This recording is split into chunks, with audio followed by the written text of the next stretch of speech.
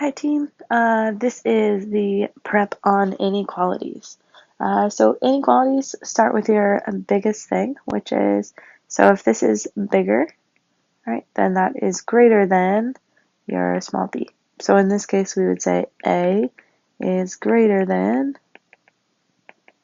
B, right? So we see that that sign is the greater than sign. When we have something like this, small a is less than big B.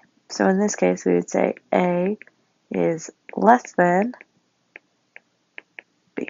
All right, so we're fairly familiar with this. We might have something like x is greater than 2 or x is less than -1. Right, very easy. We're familiar with them on a number line. So if I have all bunch of numbers here, 0, 1, 2, -1, -2, -3, and I have x is greater than 2.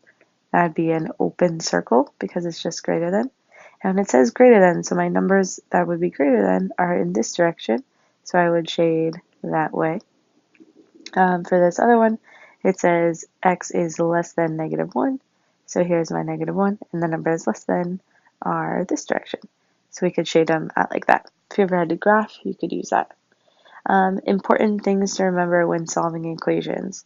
If you multiply or divide by a negative number by a negative, you must switch the sign.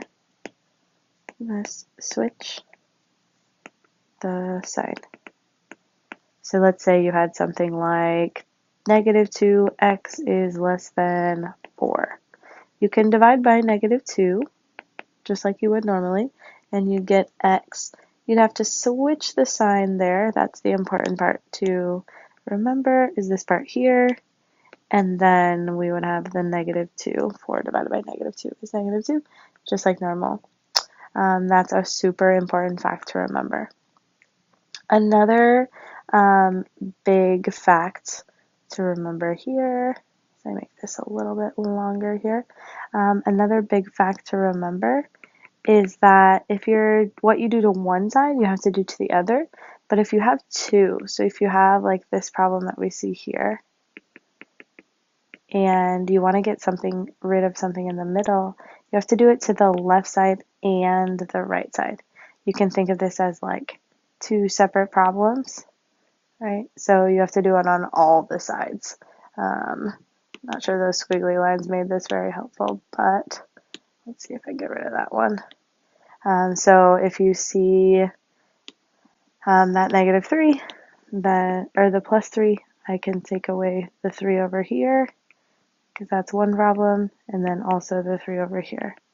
So then you would have -6 is less than 2x is less than 7 minus 3 is 4. And you could move on from there.